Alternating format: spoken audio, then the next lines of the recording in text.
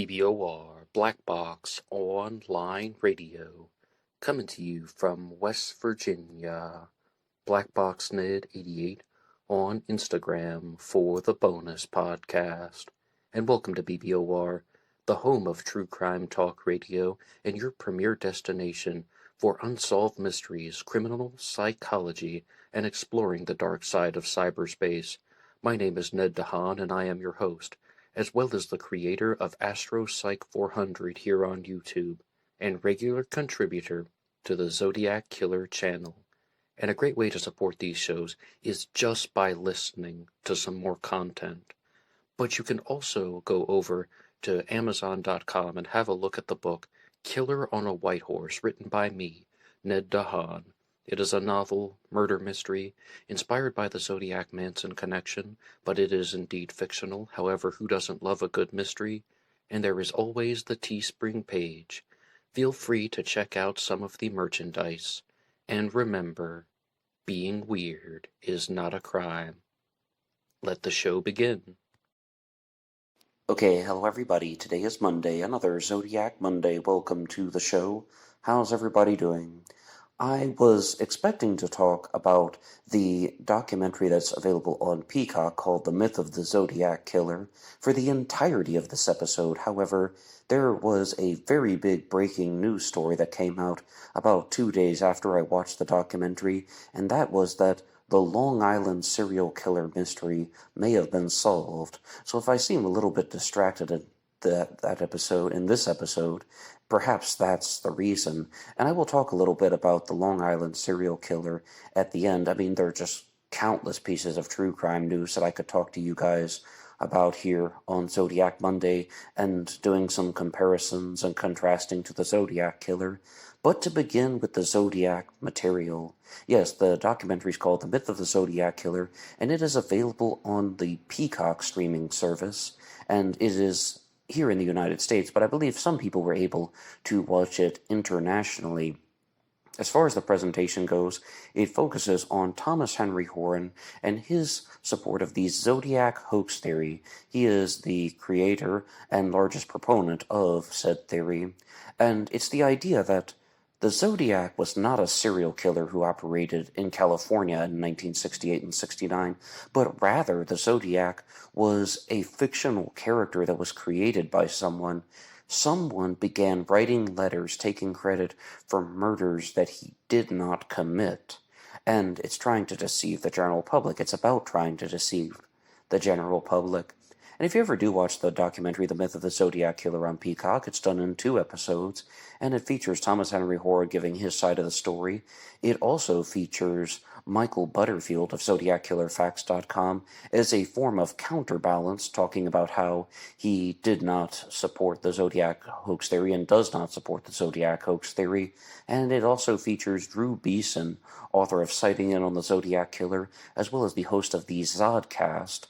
And he was meant to be the middle ground person, someone who is being somewhat critical of the hoax theory, but also saying some praiseworthy things for it.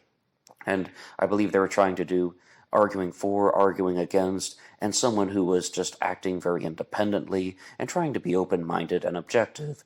And a lot of people were very praiseworthy of Drew Beeson's appearance on the documentary in the comments section here on Black Box Online Radio. And thank you to anyone who watched it, because, again, this is just an opportunity to have a very large audience look at the Zodiac Killer mystery again, and look at a different theory in the Zodiac Killer case. Now, some genuinely critical points. Firstly, this idea of the Zodiac hoax theory. I first began talking about it in 2019 because some people wrote into the comments section and they were just saying that they support the Zodiac hoax theory, and I've read their comments off on the air before, and I thought it was absolute nonsense. I thought it was baloney. The idea that somebody is first learning about the crimes via a police scanner, making prank phone calls, and then an unconnected letter writer is writing these things saying that I am the killer of the girl on the 4th of July and the 2 kids last Christmas at Lake Herman, paraphrasing, mind you, and then goes on to write other letters that were that were about committing the murders and providing additional details, trying to pretend to be this Zodiac killer when in reality the letter writer was not the killer. But then once I heard Thomas Henry Horn do his first interview, which was on the Opperman Report, I really noticed that he connected the dots in a much better way than I expected him to. And a lot of that was explored in the documentary The Myth of the Zodiac Killer. But as I said, you could hear the different perspectives, and Michael Butterfield of ZodiacKillerFacts.com tried to be the counterbalance, but I definitely think he was toning down the language, maybe for the show, or maybe they edited out some of his more critical statements. Maybe they wanted the tone to be somewhat acceptable and palatable to the general public, but he has said much harsher things about the Zodiac hoax theory than what was shown in the documentary. But I did notice, at the very beginning, Michael Butterfield said, "I was recently asked in an interview, would I debate Thomas Henry Horn on the facts of the Zodiac case? And I said no. Why would I debate a ham sandwich? But, Michael, who was interviewing you and where were you being interviewed?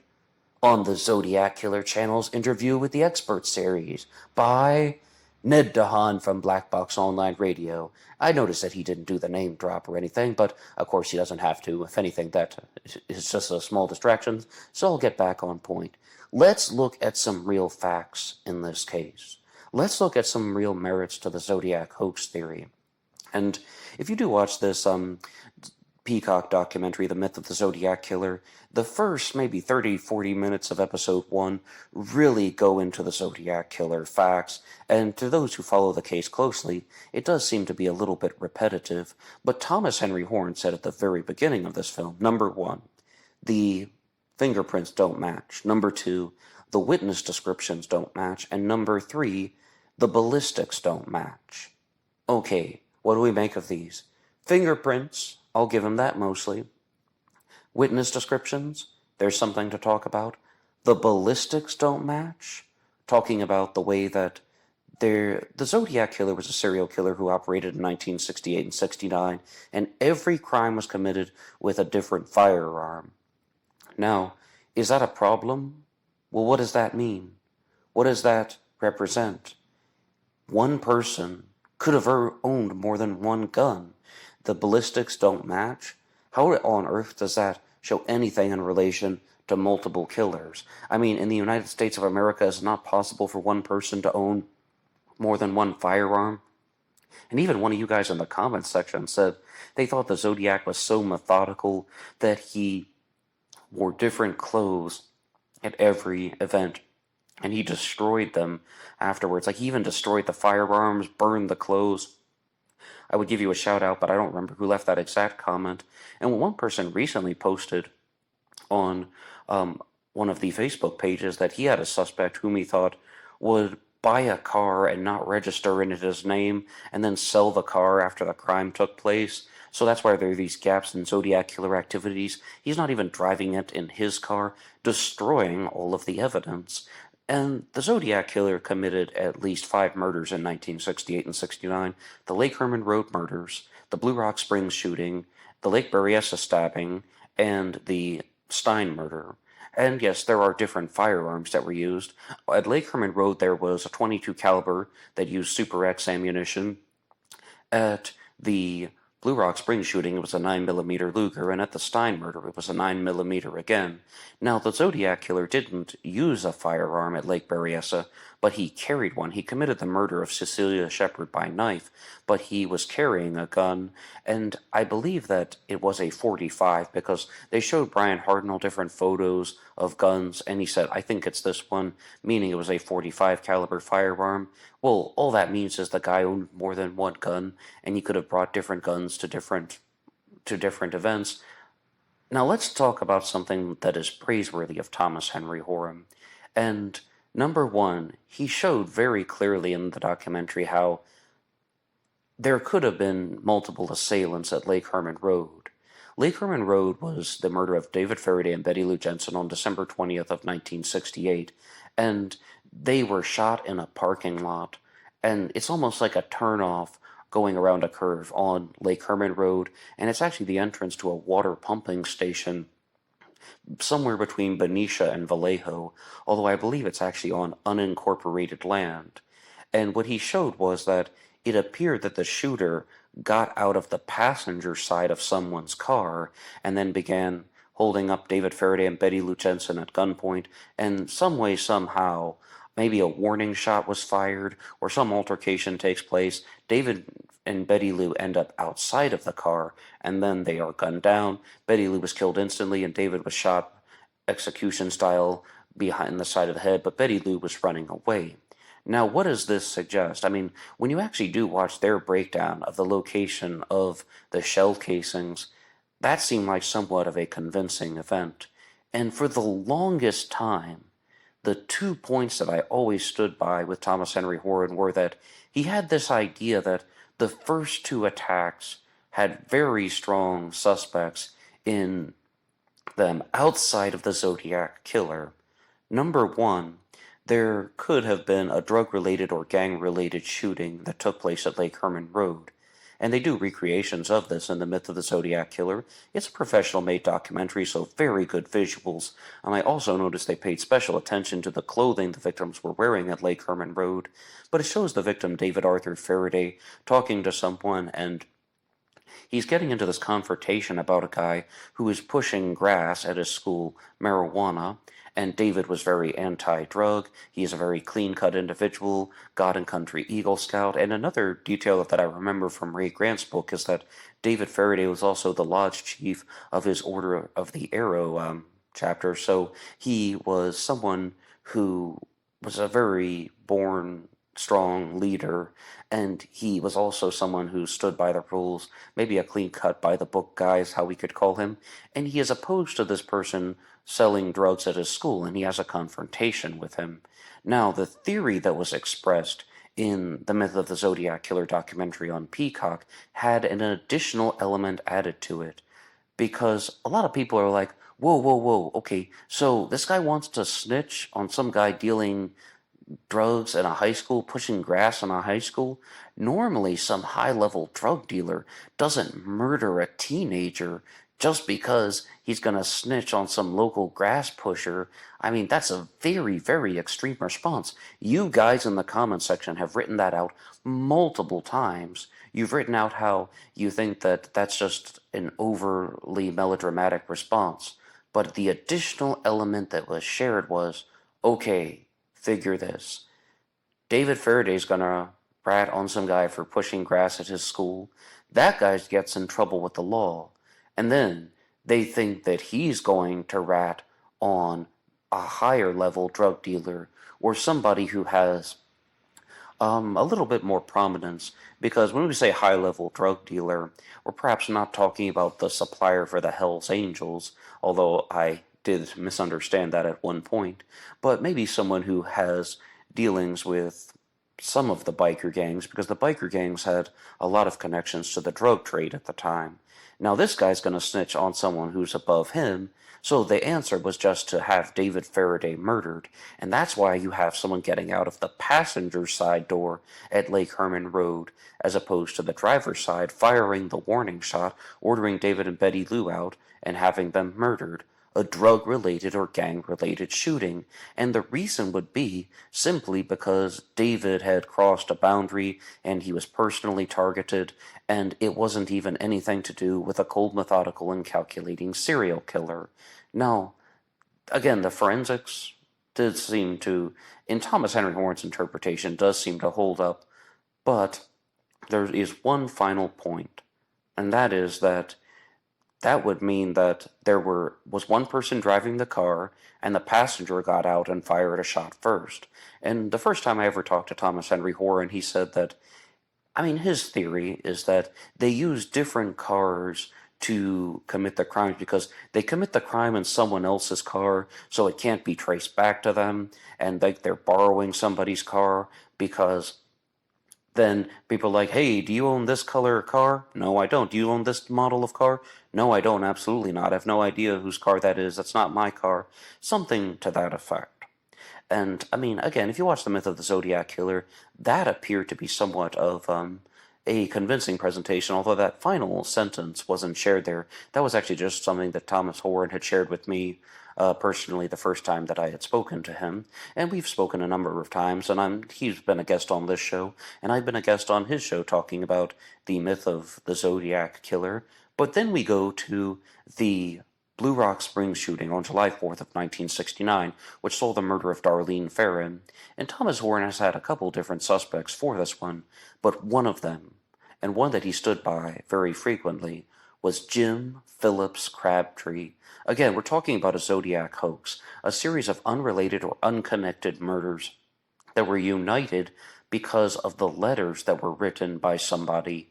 And Jim Phillips Crabtree is a suspect that he has discussed multiple times, and the Myth of the Zodiac Killer documentary had the ability to interview Jim Phillips Crabtree, and he looks absolutely completely different than he did back in the 1960s. I know we're talking 50 years, but unrecognizable. I mean, the physical changes that someone would go through, not a single feature looked the same. I was even like, is that the real Jim Phillips Crabtree?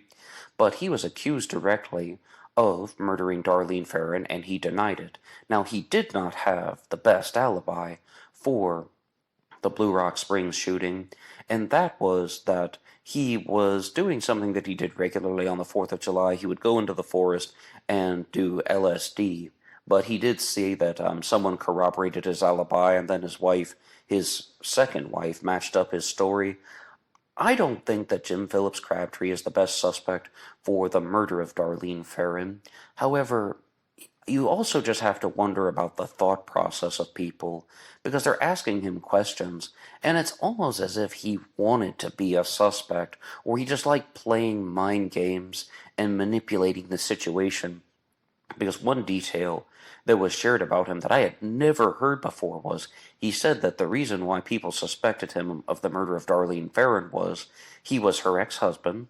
Again, she's married to Dean Ferrin, hence the name, but he was her first husband. And he said that when he was in the military, he was an Army cryptographer. So ex-husband, Army cryptographer, the Zodiac Killer goes on to write letters and codes and the ciphers, the cryptograms. And I was like, well, holy crap, there's your Zodiac Killer, the ex-husband of one of the victims, and he's a military cryptographer. That just sounds like everything is matching up. But they even show the director of the film talking to Thomas Henry Horan immediately after the call, and Horan just says, no, that's bullshit. He was a clerical typist. He was stationed in Germany for a couple of years.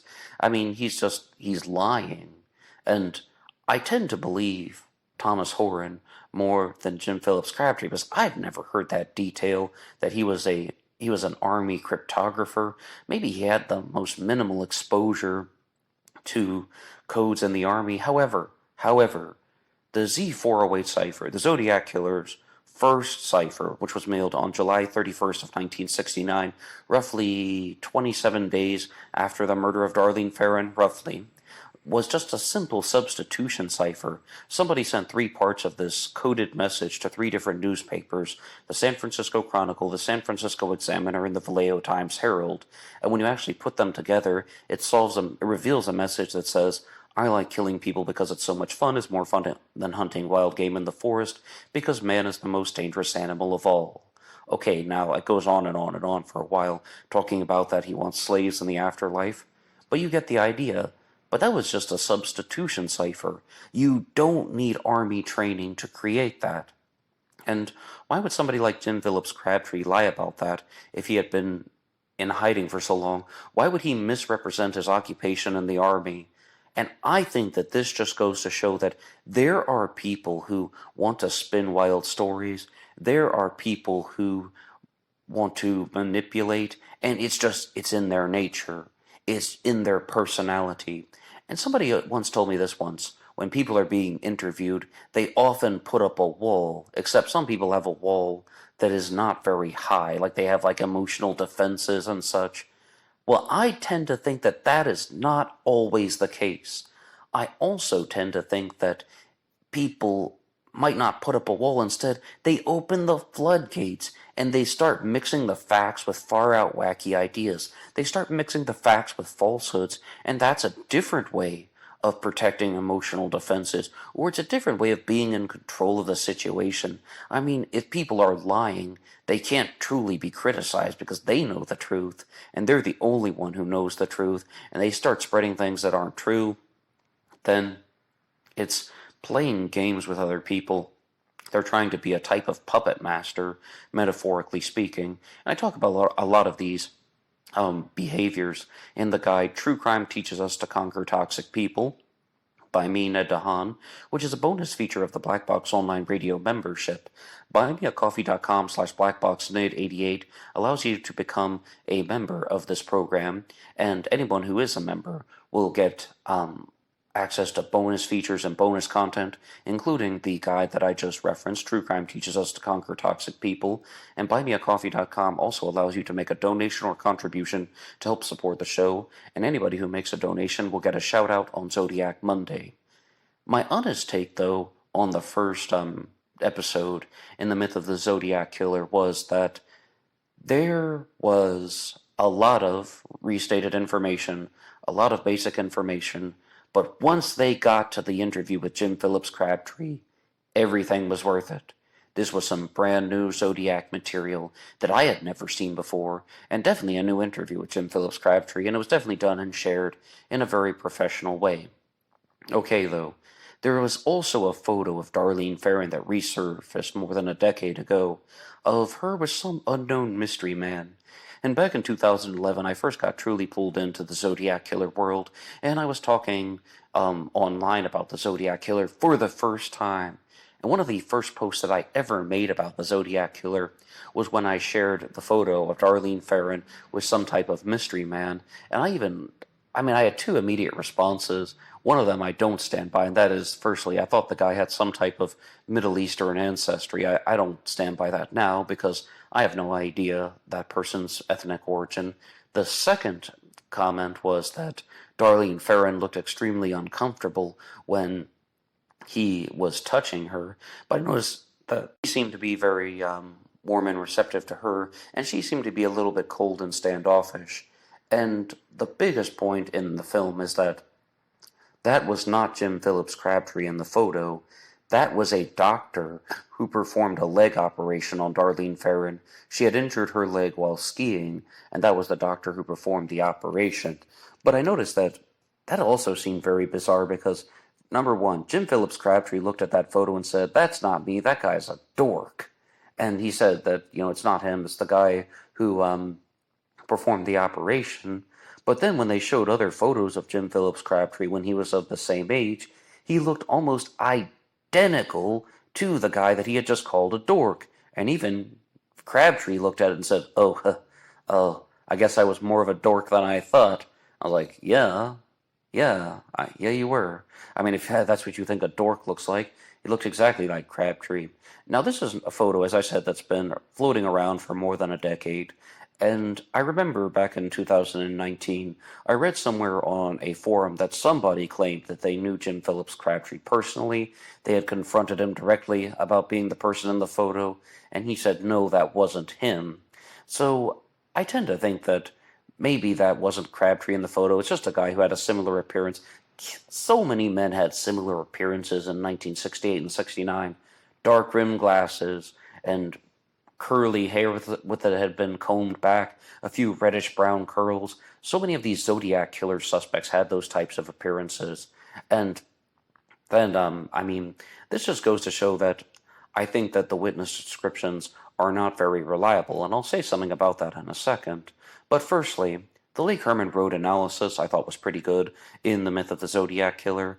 Jim Phillips Crabtree as a suspect for the murder of Darlene Ferrin, I don't think he's the best suspect, and that is because of, it's just the basic narrative of, okay, the ex-husband did it, and he didn't get caught, so therefore somebody was listening along with a police scanner, and then they hear this thing about the police report going out, and that person decides to make a prank phone call at 12:40 a.m. on July 5th of 1969. 12:38 was when Darlene Ferrin was pronounced dead on arrival at the hospital. Now, Darlene Ferrin was never able to talk to law enforcement because she had been shot up by the assailant.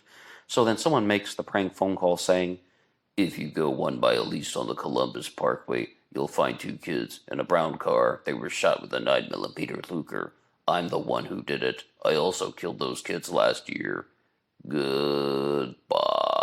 Something like that, something like that. Maybe a little bit less robotic, but Nancy Slover, the person who accepted that phone call, said very clearly that the killer spoke in a monotone. And yes, I was being theatrical, so excuse me. I don't think the Zodiac actually talked like that, but that was a prank call. And even says, "I also killed those kids last year." Then that was not even referring to any specific crime. And those details aren't shared in the documentary, The Myth of the Zodiac Killer, but I have read Horan's book and talked about his other podcast interviews here on this channel, and that's where it really comes in, that the phone calls in the Zodiac case were made by prank callers. Okay, so somebody makes that prank call, and then they would have had 3 weeks, almost 4 weeks, as we said, 27 days, to write the first Zodiac Killer letters, because one of the biggest criticisms of the Myth of the Zodiac Killer is that somebody would have had to have connected Lake Herman Road to Blue Rock Springs in a span of 38 minutes, 28 minutes even. I mean, less than half an hour, perhaps. They would have had to think, "Hey, you know what? There was a double murder last year at Lake Herman Road.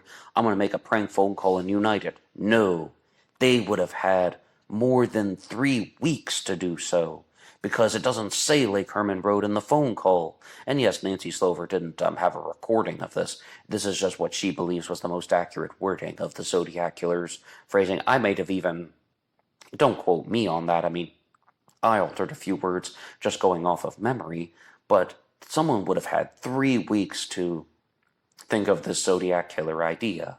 And then they start trying to create the image of a serial killer. And I've said it once, and I'll say it again. Jack the Ripper did something very similar. Something very similar happened in the Jack the Ripper case. The first letter, the Dear Boss letter, came after the second crime. The first Zodiac letter comes after the second crime. And the reason why I believe is because now they had people's attention. It wasn't only a single killer. They could now present themselves as a serial killer committing multiple homicides. And no, I don't believe that the Dear Boss letter was an authentic Ripper communication. I believe that it was fabricated and it was a hoax letter. And you can see how the Jack the Ripper hoax theory morphed into the Zodiac hoax theory. But everything that Thomas Horan says does not come purely from Ripperologists. Most of it, to his credit, it is his own set of observations. His own set of observations. I want to be clear about that. I just wanted to point out that more similarities between the Ripper case and the Zodiac case. Now, moving on to next Zodiac Killer crime, Lake Berryessa. This is where the hoax theory will be challenged the most. I've said it once, and I'll say it again. It's not the Stein murder that challenges the Zodiac hoax theory the most, the one that has the piece of a victim's bloody shirt mailed in, and no, that's not the biggest challenge. It's Lake Berryessa, because you have a killer wearing a hooded costume with a Zodiac symbol and a message on the car door that was written by the quote-unquote killer, or someone wrote a message on the car door with the Zodiac symbol listing the dates of Zodiac activity and writes the word "buy knife." Those are the biggest challenges, because there are some good criticisms of a single killer theory. Number one, the killer didn't act by knife. Number two, the killer didn't wear a hooded costume normally. Number three, the killer didn't tie up the victims like Brian Hartnell and Cecilia Shepard were.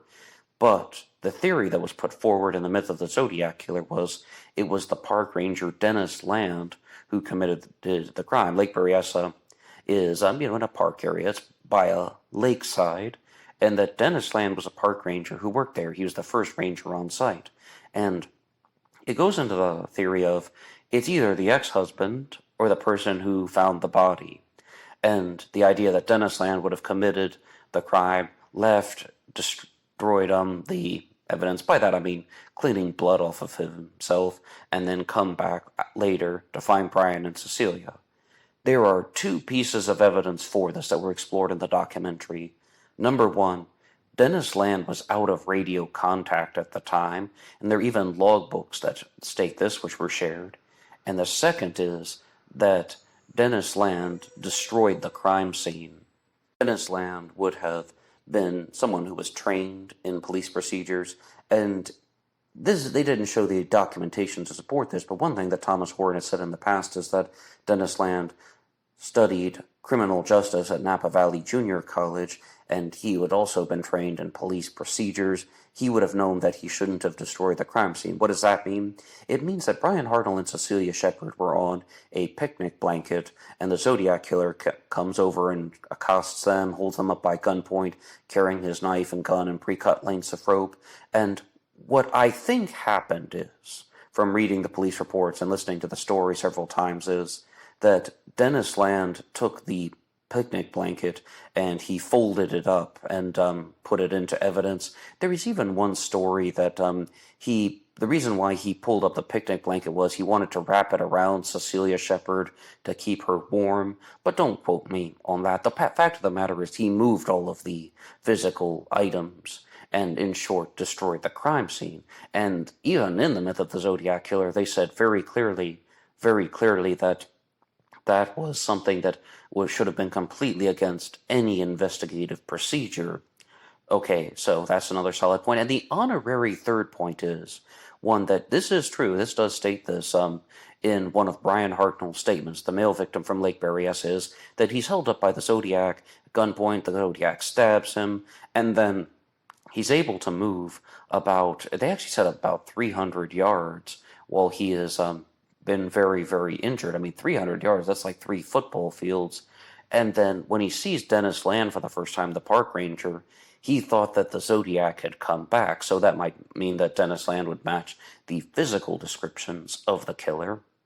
But as far as having the symbol on the Zodiac costume, as far as having the message on the car door, and then 1 hour and 10 minutes later, a phone call comes in, and someone is saying that they wanted to report a murder, no, a double murder, and talks about the car nearby where it's committed, then I think that suggests that it was not the park ranger Dennis Land. Instead, what that appears to me to be is that that was a single killer. I mean, this is someone who wrote on a message that he committed the crime by knife because he expected both of the victims to die. He's wearing the hooded costume because it had meaning to him. And Drew Beeson talked a lot about this in the documentary. And he talked about, this is a very strong observation that he has had. The reason why that costume looks so intricate when it has the sewn-on circle with a cross going through it is because it had meaning to the killer. Not necessarily trying to get the victims to remember it. I don't see how the killer could have kept one of the victims alive. People write this into the comment section all the time. They say, okay, well, maybe he wanted one of the victims to survive to tell the story of the costume.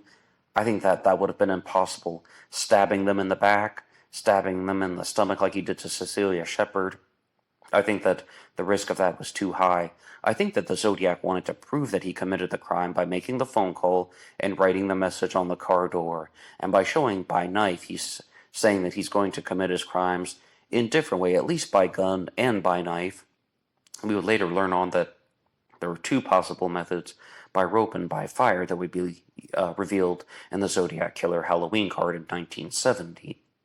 Okay, though, so the ultimate theory that I think was shared in the myth of the Zodiac Killer is that Dennis Land was a copycat killer who learned about it from the newspapers and practiced his handwriting. Because for the longest time, even reading the book, The Myth of the Zodiac Killer, I said clearly that there were 2 theories that were stitched together. And that is that, number 1, it's Dennis Land, who was an active participant in the Zodiac hoax, because for the longest time Thomas Warren talked about how, I'm getting a little bit ahead of myself in the documentary, but how he had connections to the person whom he thought was the letter writer, and that he might have been an active participant. And on the other hand, he says very clearly that the Lake Berryessa stabber was a copycat who learned about it from the newspapers, practiced his handwriting, and wrote a message on the car door in black ink, whereas the Zodiac always wrote his letters in blue ink. But the copycat wouldn't have known about that because when the letters were photographed and printed, they were shown in black ink because it has to do with the lithographic camera that was used by the San Francisco Chronicle, amongst other papers, the Vallejo Times-Herald, excuse me. It's the Vallejo Times-Herald that has actually shared the symbol. August 4th, 1969 is when the Vallejo Times-Herald ran the Zodiac Killer symbol. I believe it's not on the front page, though. I believe it's actually on it's on one of the interior pages, but I digress from that. But the odd fact is that the Vallejo Times-Herald was actually the newspaper that got the FBI involved because they filed extortion charges against the Zodiac Killer, saying, hey, if you don't print the cipher on the front page of your paper, I'm going to go on a kill rampage. And they were like, well, that's when you need to get the FBI involved. Then we get to the Stein murder, and there will be critical elements of the hoax theory in the Stein murder. Paul Stein was a taxi driver who was murdered on October 11th of 1969. He was 29 years old, and he was murdered in Presidio Heights in San Francisco. And the theory was that the Zodiac Killer was created because of vigilante journalism, tabloid journalism, and it's very similar to the Ripper hoax theory about how a journalist, I repeat, a journalist named Frederick Best fabricated 2 of the Jack the Ripper letters, and in 1931 he confessed to that, the Dear Boss letter and the Saucy Jackie postcard. And I do a segment about Jack the Ripper every Wednesday called just that, Ripper Wednesday, the Jack the Ripper Report, which you can listen to here on Black Box Online Radio. Please like and subscribe. And the idea that maybe something similar happened.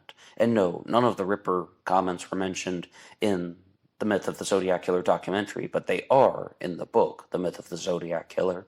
And the idea that there was this journalist, maybe a journalist, broke into the crime lab or went into the crime lab and stole a piece of Paul Stein's bloody shirt, the male victim, and then cut up the shirt and mailed it in with multiple Zodiac letters.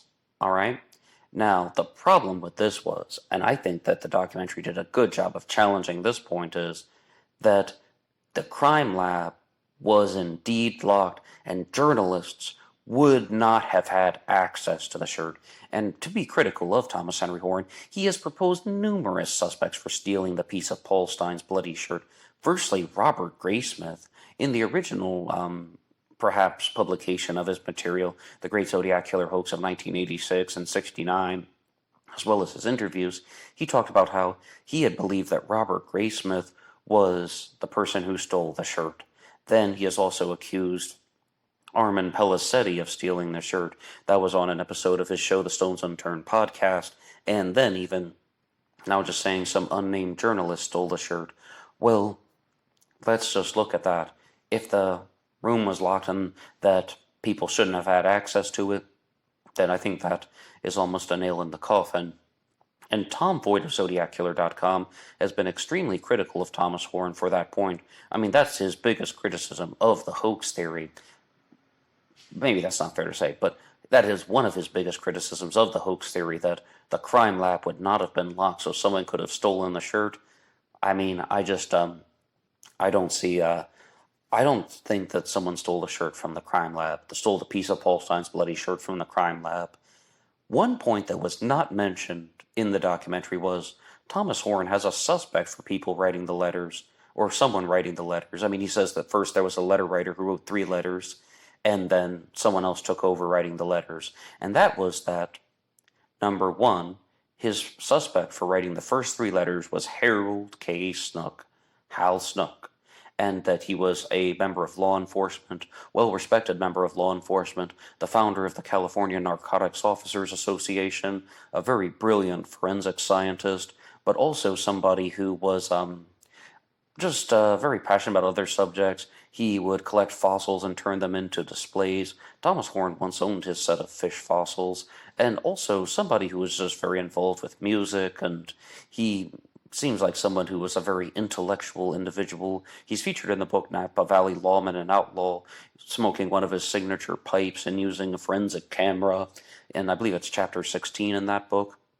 Okay, so he is a well-respected member of law enforcement, but one point that Horan said in the past was a theory that he entertained for about 6 months was that Hal Snook could have been the Stein shooter. Hal Snook has an extremely strong resemblance to the Zodiac Killer composite sketch. I even once saw a photo of Hal Snook that I had never seen before. You know, like out of the corner of my eye when I'm looking at something else, and then I had done a Google search and I just turned my head for a second. I was like, hey, I've never seen that photo of Hal Snook before.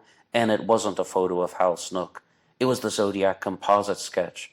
I mean, I think that he has an extremely similar resemblance, and that wouldn't have any trouble at all in the hoax theory. It's the idea that, okay, the letter writer committed the final murder, and then he stole the piece of the shirt at the crime scene. But as I understand, Horan has since backtracked from that, and he stated very clearly in the Myth of the Zodiac Killer documentary that he does not believe that the letter writer committed any of the murders. But, number one, he accuses Hal Snook, the letter writer, of writing the first 3 letters, and then afterwards, someone else started writing the letters. A different person began writing the Zodiac Killer letters, and particularly Robert Graysmith has been accused of fabricating the 1969 Melvin Belli letter, which was mailed on December 20th of that year, which also contained a piece of Paul Stein's bloody shirt. I'm not sure if he stands by that claim now, but they used artificial intelligence to examine the Zodiac letters. And they talked to 2 French linguistic experts who were I want to get their term right, was it computational linguistic analysts who examined the letters. And if you do watch this documentary, The Myth of the Zodiac Killer, it was like pulling teeth listening to these 2 guys talk. They're like, well, there are different letters. Well, can I do a better French accent than that? Well, there are different letters, and these letters have some similarities, and these letters have some other markings and other words, and other things like punctuation, and like they're just going on and on and on. I was like, holy crap, just get to the point. Is there more than one letter writer? Holy crap, can we just have a yes or no? Mais oui, mais non. That's all you gotta say, just yes or no. Get to the flippin' point with this stuff. And, I mean, I confess, they are professionals. They want to give a very drawn-out explanation because they're featured in a documentary, and they do seem like they are very, very good at what they do. And the honest answer was, it's possible that someone did indeed change, that there was indeed a letter writer who changed after the first 3 letters. And I mean, if I were Thomas Henry Warren, I would take that to the bank. I would show everybody this documentary and look and say, my theory is very credible that Hal Snook wrote the first 3 Zodiac letters and then someone else started writing the letters. Another point that was shared in the book, The Myth of the Zodiac Killer, was after November 9th of 1969, there really isn't any information that is shared in the letters that indicates that this person actually was the killer, because the first letter says, I shall state some facts that only I and the police know, that he lists the type of ammunition that was used at Lake Herman Road, lists that the girls' feet were to the west and the boys' feet were facing the car, stuff like that. And it's true, the Melvin Belli letter, December 20th, 1969, did contain a piece of Paul Stein's shirt, but the content of the letters is no longer about committing the crimes. Instead, it's just about, look at me, I'm the Zodiac, this is how I think. Now, a challenge that was brought up by Michael Butterfield to any of this thing about how, well, it's possible that there was a different letter writer after the Stein murder. Well, number one, he said that it could be a psychological shift in the person's personality, and I tend to think more along those lines, because this is somebody who has already captivated people's attention. Richard Grinnell of ZodiacCiphers.com talks about this all the time. This person has already captivated people's attention. Then he doesn't need to commit the murders anymore. He has already sent the image of fear and terror throughout the general public. So, really, he just wants to now just troll people, more or less, because the Zodiac was indeed a troll. He was somebody who was trying to be very annoying, be very threatening, be very dangerous, and I have openly stated on this channel that I think there are multiple voices in the Zodiac letters, meaning different aspects of his personality. When he says, I get lonely, I get so lonely I could do my thing, well, that doesn't sound like the big egomaniac who says, I like killing people because it's so much fun. It's more fun than hunting wild game in the forest. One time he's trying to be like some big tough guy. Another time he's trying to be some sad, lonely person who wants attention. And then other times he's just trying to talk in a friendly way.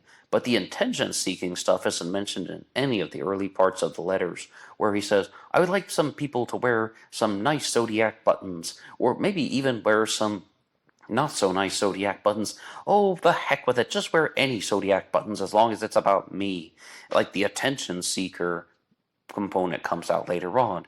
And Michael Butterfield might be right about that is a different aspect of the killer's personality. That, I mean, in 3 letters, is this person going to reveal all the sides of his personality? No, because in the first 2 letters, the killer was heavily trying to state that he was listing facts that only he and the police knew. And first you have the July 31st, 1969 letters in cipher, which I talked about, then the August 4th, 1969 letter, which says, I will share some additional information about the good times that I've had in Vallejo, particularly when he talks about shooting Mike Michaud, and that the bullet went into his knee, shot him in the knee.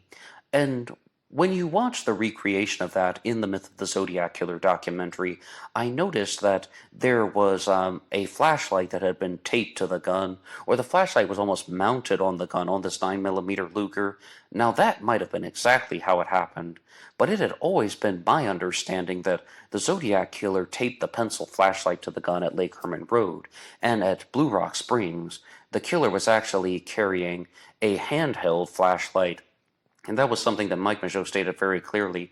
He couldn't make out any descriptions of the flashlight, but he said that it was very big and it was held with a handle. And at first he actually thought that the person was a policeman because of the way he was walking.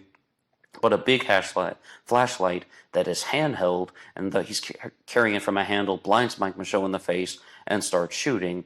Now, the killer was not observed by Mike Michaud, but he was observed. I mean, he could see that the killer was white. He estimated to be 5 feet 8 inches tall, 195 to 200 pounds, beefy but not overly fat, and that he could not make out any facial features, but said his face was really big. So when I said not observed, he didn't get to carefully observe the killer, but that was his response. He didn't see the person. And as far as the killer firing shots, leaving, and then coming back, maybe firing 2 more shots, I think that just means he wanted to make sure that Mike Michaud was dead. But as you see, the Zodiac was not a good serial killer. He let multiple victims survive, Mike Michaud and Brian Hartnell, and the Zodiac killer was actually somewhat of a weak and cowardly serial killer, but that is just my take on the subject. And ultimately, that's where I'm going to leave it at for now in terms of the Myth of the Zodiac Killer. My final concluding notes will be about some other Zodiac news. I mean, I could have talked to you guys for 5 hours this week about true crime cases on Zodiac Monday, because someone even sent me an email about a new suspect in the JonBenet Ramsey case. And there's also a new news development in the Jack the Ripper case, so please tune in to the Ripper Wednesday this week, and also visit the playlist of Jack the Ripper reports that it will be assembled.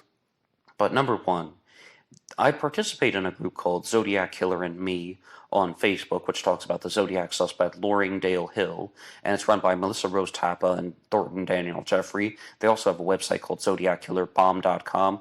They have shared new things about the killer's handwriting and photos of their suspect, Loring Dale Hill, which I'm following closely, but it's a private Facebook group, and they've asked me not to share it on BBOR, so I will just invite you to go to the Zodiac Killer and Me on Facebook and ZodiacKillerBomb.com.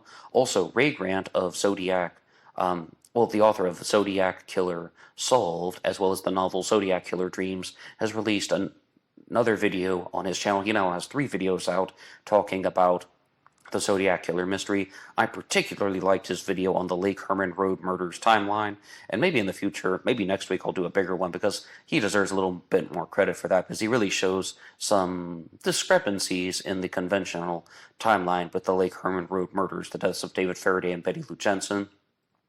And also, I found that there was a book out there called Unsolved Murders, The Zodiac Killer and Jack the Ripper by Patrick Auerbach, and I downloaded a free sample of it on Kindle, and I was perusing this book, and I noticed that it was quite similar to Zed Simpson's Jack the Ripper and the Zodiac Killer, except it was done in a little bit more of an organized way.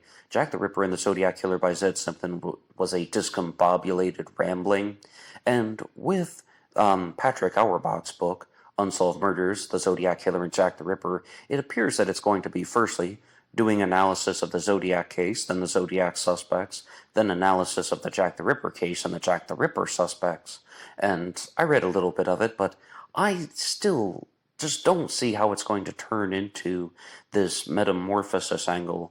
And to be honest, I have never found any book that has truly gone beyond BlackBoxOnlineRadio's Ripper Report and Zodiac Killer News Report, showing how the Zodiac Killer was almost an evolved and then devolved form of Jack the Ripper, about all the influences from the Ripper case and all of the psychological markers, as well as some of these hoax theory markers that have been involved. And very similar things happened with the Axeman of New Orleans story in 1918 and 1919, as well as the earlier attacks, the Cleaver attacks on the Rossettis and the Crudies and the Sciambras in the earlier part of that decade in New Orleans. Lots of Jack the Ripper influences as well. There was even a time when they were calling the Cleaver attacks that I just mentioned in the early part of the 1910s as Jack the Axeman. That's what he was called to by a New Orleans paper.